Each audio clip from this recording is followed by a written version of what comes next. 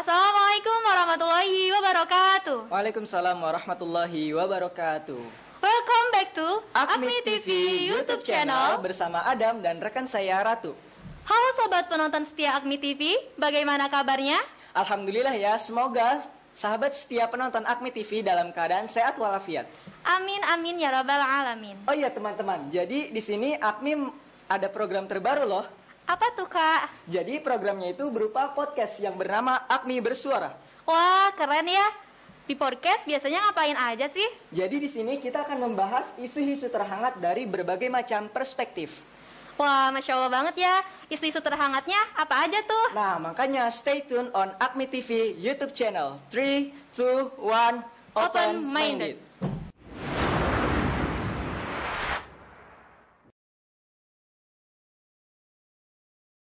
Oke, next kita bakal ngapain itu di sini? Kita bakal sharing-sharing santuy ini kak. Waduh, sharing-sharing tentang apa tuh? Tentang pembahasan yang milenial banget nih. Tentu saja sangat penting untuk dibahas. Jadi penasaran, kira-kira temanya itu apa? Temanya adalah gaul tetap taat. Wih, Masya Allah banget temanya. nih. Di luar ekspektasi ya? Iya, betul banget nih.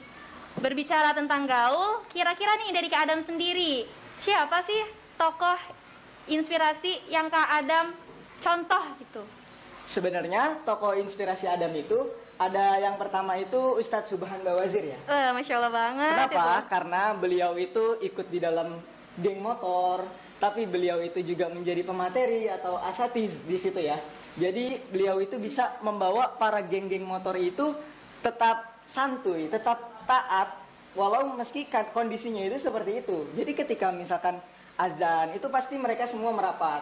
Nah itu sebenarnya yang dibutuhkan banget. Ya, yang dibutuhkan pada saat ini. Bener banget sih kak, karena emang saat ini pemuda-pemuda sekarang itu jauh dengan masjid gitu istilahnya. Lebih banyak berkumpul dengan teman-temannya, tapi ketika azan berkumandang, mereka tidak segera bergegas ke masjid, tapi mereka tetap lanjutin gitu. Itu sih yang sangat disayangkan gitu ya kak saat benar, ini. Benar. Ngomong-ngomong nih kak, Kak Adam sendiri apa ya benar-benar menjadi tokoh itu menjadi panutan gitu, dimulai dari kapan kak? Kalau ada mulai sendiri itu setelah mulai ada menonton ceramah Ustadz Subhan Bawazir ya tentunya dari mulai SMK mungkin ya kelas 3. Di situ Adam tertarik banget gitu. Karena kalau melihat cerminan dakwah-dakwah zaman sekarang ya, itu tuh kayak misalkan terlalu eksklusif gitu. Jadi yang ada mereka di pihak-pihak sebelah itu tidak terjangkau dengan kita. Kenapa? Karena kita dengan berpakaian yang syar'i. Tentunya ketika kita ingin bergaul gitu ya dengan teman-teman, datang pakai baju koko tentunya, pasti itu mereka langsung membuat border. Jadi di sini menurut Adam, kenapa pembahasan ini lumayan sangat penting ya jadinya, itu agar kita bisa dakwah kita itu menjangkau sampai sana gitu loh. Jadi gitu tuh. Betul banget sih kak, karena gaul itu penting banget ya, kita gaul dengan masyarakat, dengan teman-teman kampus dan sebagainya itu penting banget gitu. Jangan sampai kita kudet dan benar-benar nggak punya relasi gitu, karena dengan kita bergaul luas gitu, tapi kita tahu batasan, dakwah kita tuh bisa tersampaikan gitu. Benar kata Kak Adam tadi, kalau misalkan sekiranya ketika sholat di masjid, orang-orang itu menggunakan baju batik, nah misalkan ya, nah boleh tuh dari kitanya sendiri pun menggunakan dalam artian mengikuti kebiasaan yang ada di kampung itu sendiri. Mengapa? Selagi tidak melanggar syariat gitu, kita meminimalisir perselisihan yang ada gitu. Maka dari itu sangat dianjurkan, disunahkan ya, dalam artian disunahkan ketika di suatu kampung itu ada adat kebiasaan, adat istiadat yang selagi tidak melanggar syariat kita ikuti gitu. Karena tadi tujuannya untuk meminimalisir perselisihan yang ada gitu. Nah, benar banget tuh, menyinggung dari tadi yang Ratu bicarakan itu mengenai batasan. Nah, di sini ini bukan berarti kita gaul tapi tidak menjaga batasan. Nah, betul banget itu. Justru di sini batasan ini perlu kita terapkan, tentunya yang tidak melanggar syariat. Ya. Nah, tetapi dengan mendakwahkan mereka itu tentunya kita tidak bisa memakai fikihnya langsung. Karena ya, yang pernah Adam dengar dari Gus Baha, itu ada yang bernama fikih terapan. Jadi fikih terapan itu digunakan ketika kita masuk ke dalam ranah-ranah yang di luar circle kita, bisa kita bilang kayak gitu. Jadi kayak misalkan dulu Gus Baha pernah cerita bahwa di zaman Rasulullah SAW itu ada orang yang mau masuk Islam. Jadi ketika dia mau masuk Islam, dia langsung ngobrol sama Rasulullah. Ya Rasulullah, saya ingin masuk Islam, tapi saya ingin sholat, saya ingin zakat. tapi saya masih suka berbohong ya Rasulullah. Terus apa jawaban Rasulullah Gimana di situ? tuh Kata jawaban Rasulullah di situ, iya nggak apa-apa, silahkan engkau sholat, engkau berzakat walaupun masih suka berbohong. Nah di sini sahabat Ibnu Abbas radhiyallahu anhu berprotes gitu ke Rasulullah. Ya Rasulullah, kenapa engkau menghalalkan berbohong? Kata Ibnu Abbas begitu. Terus kata Rasulullah, ya nggak apa-apa, ini untuk awalan. Nanti ketika dia sudah masuk di dalam ranah Islam itu sendiri, dia sudah belajar bahwa tidak boleh berbohong, dia sudah menjalankan sholat, dan dia sudah menunaikan zakat, itu insya Allah bakal terminimalisir sendiri dan insya Allah bakal hilang. Jadi Rasulullah begitu tekniknya. Jadi dengan tidak membikin bordir yang syariat tetap syariat. Kalau itu berada di dalam circle kita. Tapi ketika kita mencoba masuk ke circle orang, itu di situ kita minimalisir. Betul. Terlebih dalam dasar-dasar mereka itu bisa kita bilang mungkin tidak seperti dasar-dasar kita. Kita yang belajar ilmu agama mungkin di sekolah, terus kita ikut guru ngaji, itu berbeda dengan kulturnya mereka. Jadi ketika kita berusaha masuk ke dalam ranah mereka, itu kita tidak bisa menerapkan syariat full. Tapi kalau untuk menjaga batasan, itu harus. Contohnya, kalau misalkan sholat, jangan ditinggalin. Ya kan? Itu contoh benar-benar sederhananya ketika kita ingin masuk ke dalam circle mereka, gitu. Iya, betul banget sih, Kak. Tapi tadi ya, kita juga bergaul itu ada batasan. Tapi untuk zaman sekarang gitu ya, yang kita amatin gitu, sekarang itu banyak yang melanggar batasan. Dalam artian gaulnya itu kebablasan gitu, kelewatan gaulnya. Dalam artian ya kita boleh bergaul dengan masyarakat, bergaul dengan teman-teman yang lain gitu kan. Tapi kita juga jangan sampai kebablasan. Dalam artian kita melanggar syariat yang ada, kayak misalkan antara perempuan dan laki-laki gitu kan. Karena emang gaul itu penting, tapi bukan berarti dengan kata gaul itu kita bisa berbaur gitu. Dalam artian di sini kita masih mengetahui nih batasan antara perempuan dan laki-laki itu seperti apa sih gitu kan. Tapi sekarang tuh banyak banget dengan adanya kata gaul. Jangan ini dong, kita kan gaul gitu kan. Harus punya banyak temen nih, baik laki-laki dan perempuan. Tapi tadi jangan sampai dengan kata-kata gaul itu kita salah gunakan gitu.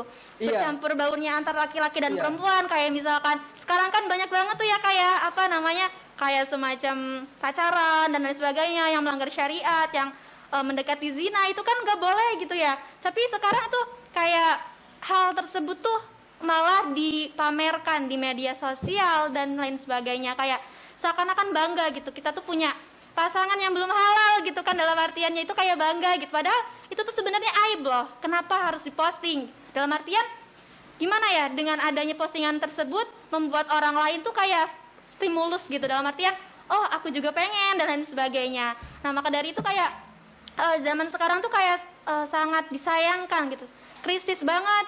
Apalagi ya tadi ya sampai nauzubillahi min zalik gitu kan, antara perempuan dan laki-laki kayak seakan-akan udah halal aja sih gitu, kayak kemana-mana berdua dan lain sebagainya. Padahal kan tahu nih batasannya gimana sih antara laki-laki dan perempuan, kayak gitu. Sayang banget sih Kak Adam. Iya, kalau misalkan kita singgung ya dari mungkin itu ranahnya terlalu jauh ya sampai pacaran, karena itu kita mungkin di sini mainnya masih mepet-mepet dulu nih tuh. Kita tidak membahas ke aspek-aspek pacarannya karena itu udah terlalu dalam untuk bisa kita dakwahi.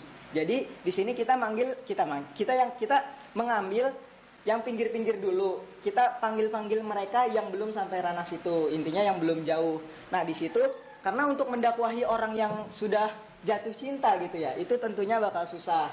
Dan kenapa tadi benar juga kata Ratu kayak nggak boleh pegangan-pegangan. Ya sebenarnya Islam di sini sangat memuliakan wanita gitu tuh. Jadi ya, betul banget. Kalau kamu mau megang dia gitu ya, ya kamu berani bayar dia gitu. Kamu bayar dengan apa tuh? Kamu berani maharin gitu. Di sini Islam sangat menjunjung tinggi tentunya.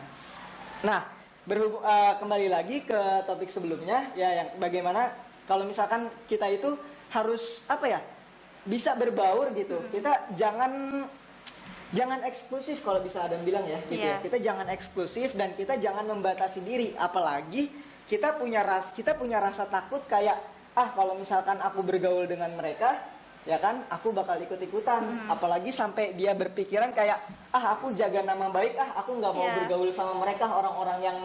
Nah, menurut Adam itu perspektif yang agak keliru ya. Kenapa? Betul, Karena kalau misalkan di zaman sekarang, apalagi kita ya sebagai anak muda, ya siapa lagi gitu yang masuk ke circle mereka? Ustadz-ustadz udah tidak mungkin, ya kan? Iya. Jadi peran kita di sini untuk masuk ke circle mereka itu jangan takut kalau misalkan kita takut dicela buruk, kita takut dicela, ih gabungnya tuh sama mereka deh, nanti pasti kamu bakal kebawa. Enggak, selagi kita punya furqan di tangan.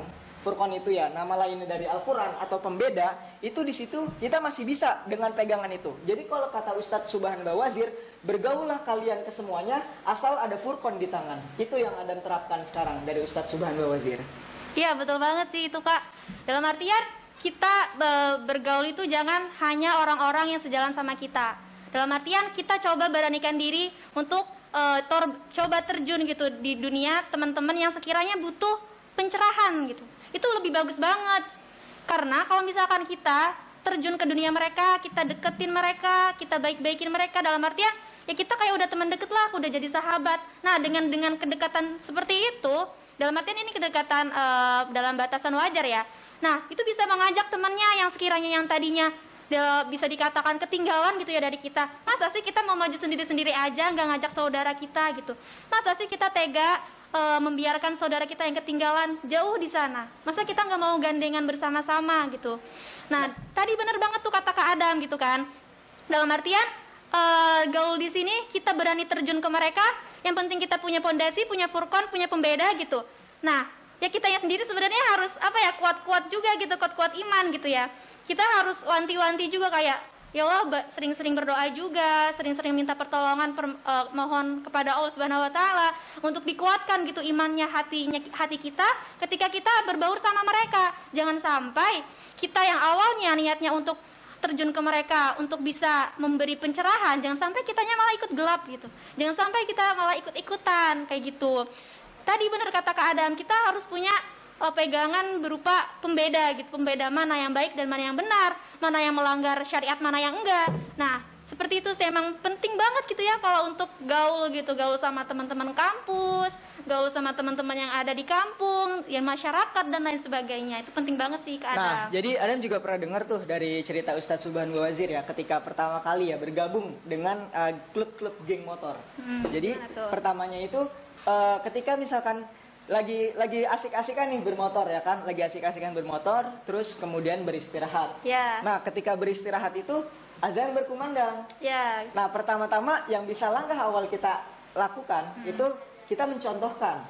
Pertama kita mencontohkan, kita ajak, udah azan nih bro gitu, kita ajak, lalu kita berangkat sendiri.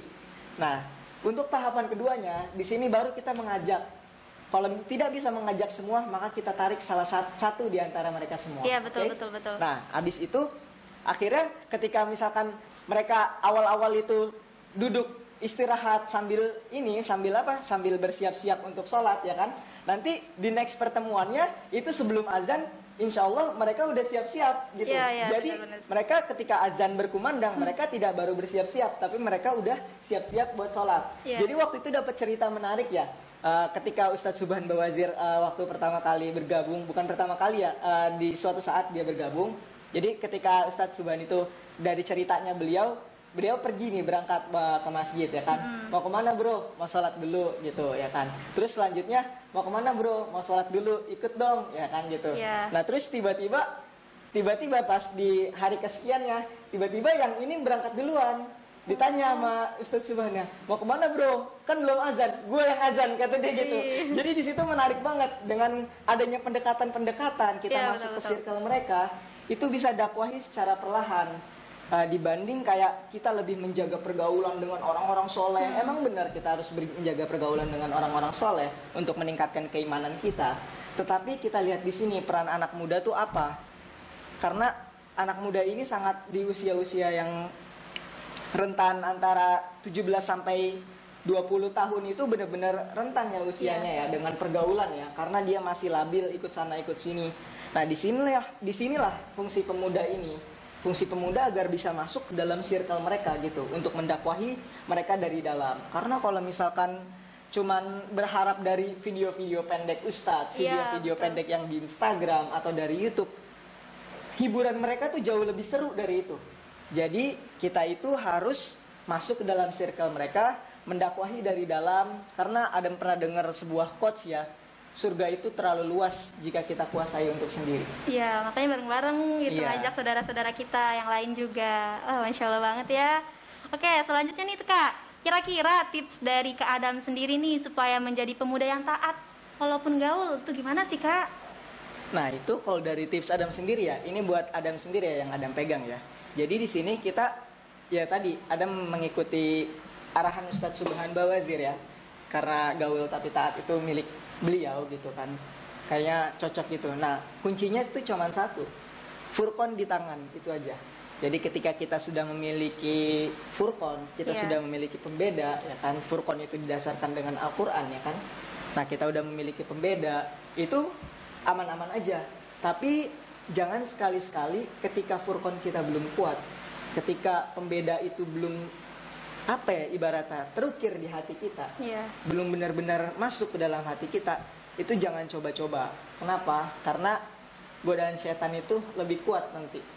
Kalau misalkan furqonnya itu kita belum kuasai, nah godaan setan itu jauh lebih kuat dari kemampuan kita sendiri. Iya, Yang betul. ujung-ujungnya malah kita yang terbawa. Jadi gitu.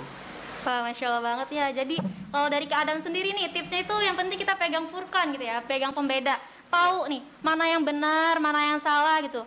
Nah, sebenarnya dari kita juga kalau misalkan mau apa ya, mau terjun gitu ya, kita juga harus percaya diri nih. Dalam artian jangan ragu dalam hati kayak, aku bisa nggak ya gitu, aku bisa nggak ya. Nah, kita yakin aja gitu selama kita tujuannya itu untuk Allah gitu kan, untuk menyebar dakwah. Ya apa salahnya kalau kita mencoba gitu. Jangan sampai tua nanti kita masih kayak takut gitu mau masuk ke circle yang berbeda dan kita. Jangan sampai kayak gitu teman-teman. Kalau diibaratkan ya, kalau misalkan bukan kita siapa lagi sih gitu. Pemuda kita ini istilahnya generasi emas gitu. Dalam artian ya kalau bukan kita yang masih muda-muda, siapa lagi? Masa bapak-bapak yang udah tua yang sekiranya udah nggak kuat untuk berdiri dan sebagainya, mereka yang bakal berdakwah gitu. Maka dari itu sempatkanlah masa muda kita nih, mumpung kita masih punya kebugaran, masih punya kekuatan nih dalam berpikir, udah maksudnya nggak pikun, terus kita masih punya kesehatan. Beda halnya sama orang-orang yang udah tua gitu. Kita perhatikan kasihan banget gitu kan, untuk kayak sholat aja kayak butuh tenaga. Maka dari itu kita juga harus bersyukur nih masih bisa diberi kesehatan, kekuatan, energik yang lebih gitu sebagai pemuda. Maka dari itu kita juga harus tahu gitu. Kita harus bisa mengajak saudara-saudara kita harus bisa mengajak teman-teman kita. Jangan sampai kita berjalan sendirian, nggak ada teman gitu. Dalam artian temannya, wah teman saya kok di belakang masih jauh banget. Apa kita nggak tega gitu melihat mereka yang ketinggalan jauh? Apa kita nggak kasihan gitu? Yuk kita ajak bersama-sama teman-teman kita yang masih jauh sekiranya. Yuk kita ajak dengan cara apa? Dengan cara kelembutan. Jangan dengan kekerasan. Kita nggak bisa berdakwah dengan kekerasan, dengan kelembutan. Kita deketin dulu nih teman kita. Habis itu ajak ngobrol, ajak makan, sharing. Nah dari situ kita masukin nih dakwah-dakwah kita kayak gitu. Jadi dakwah itu nggak bisa keras ya teman-teman. Dakwah itu harus benar-benar dengan kelembutan. Oh Masya Allah banget ya, gak kerasa nih Kak. Aduh, udah gak kerasa. berapa menit nih kita di sini ya sharing-sharing. Berapa Iya. menit ya?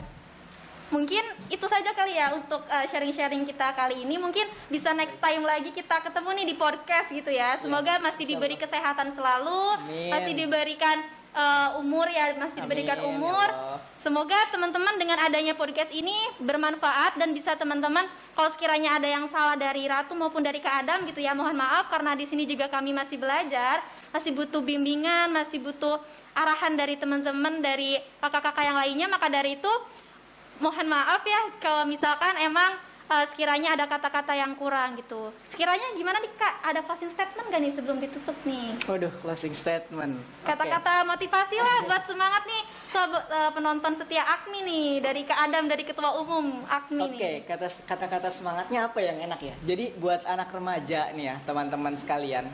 Nah, teman-teman itu harus tahu peran teman-teman itu apa di sini. Peran teman-teman itu ketika di masa muda itu apa? Apakah ingin berperan membantu dalam agama atau sebaliknya malah merusak agama sendiri. Jadi kita ini ya, mungkin kita harus perdalam furqan kita masing-masing. Kita harus perdalam akidah-akidah kita. Nah, dengan memperdalam itu kita bisa siap terjun nanti ke medan dakwah yang sesungguhnya. Masya Allah banget ya. Masya Allah banget nih pembahasan kita sekarang ini kayak Sebenarnya kita juga pengen lama-lama nih kayak di sini, cuman karena memang terbatas dengan waktu gitu. Mungkin teman-teman nanti bisalah lihat gitu kan dari Akmi TV nih, bisa dilihat nih. Kalau belum di subscribe jangan lupa ya. Intinya teman-teman harus stay tune di podcast selanjutnya. Kami ucapkan terima kasih. Iya, sama-sama dari Ratu. Ya, kita tutup ya Kak. Assalamualaikum warahmatullahi wabarakatuh. Waalaikumsalam warahmatullahi wabarakatuh. Bye, Sobat Akmi TV.